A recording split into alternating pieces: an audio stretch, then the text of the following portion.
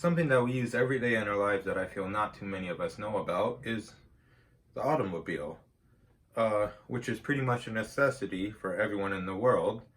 And I feel it's important to know some of the basics and the terminology.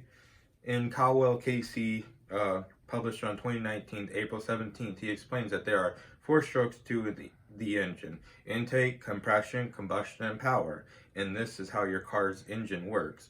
Most important part of a car is what makes it move, the engine and the drivetrain. The engine is the heart of the car, which burns fuel to make power to therefore make the car move. This process takes place in the cylinders, known as with combustion going on in the cylinders, with valves opening and closing, letting exhaust gases go out as it lets new oxygen in. As the crankshaft moves, the pistons go up and down.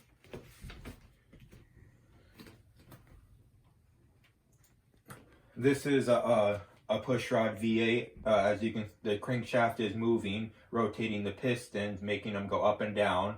Those are the rocker arms and the valve springs.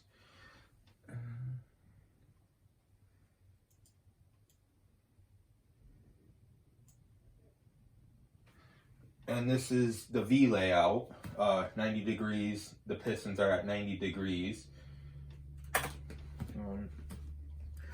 From Mr. Transmission, what is a drivetrain? He states that the drivetrain includes transmission, drive shaft, axles, and the wheels, which the power goes from the engine through the transmission, the drive shaft, then the axles, and then through the wheels, making it move.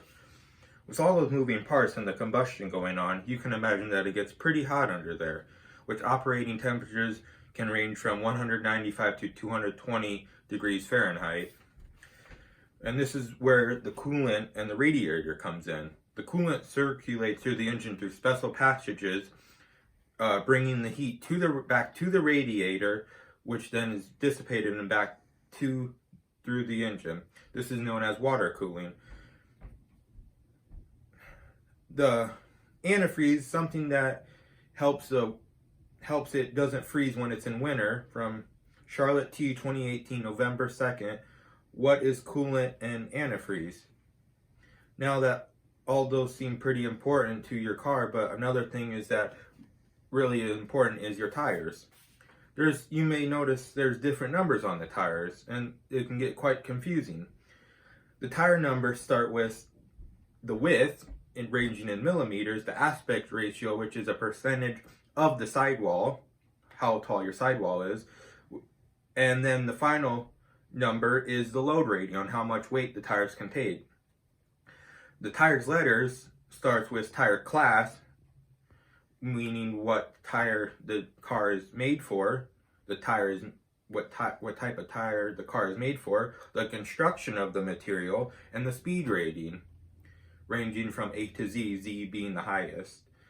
From Montoya R. 2018, 24th of October, how old and dangerous are your car's tires? Generally, you should change your tires after 6 years, or you could use the penny trick, which is, if you can't see Lincoln's head, then your tire's tread is good. If you can, then you should replace your tires. There are some pretty important info, and there are some basics also. Autotech covers a pretty big area, from engine to the transmission to simple things like the wheels. There can be different reasons to own a car, like for work, personal use, a toy, but why do you own a car? Cars can be very complex and hard to understand, but it's important to know something that you own, and I hope you learned something. Yeah.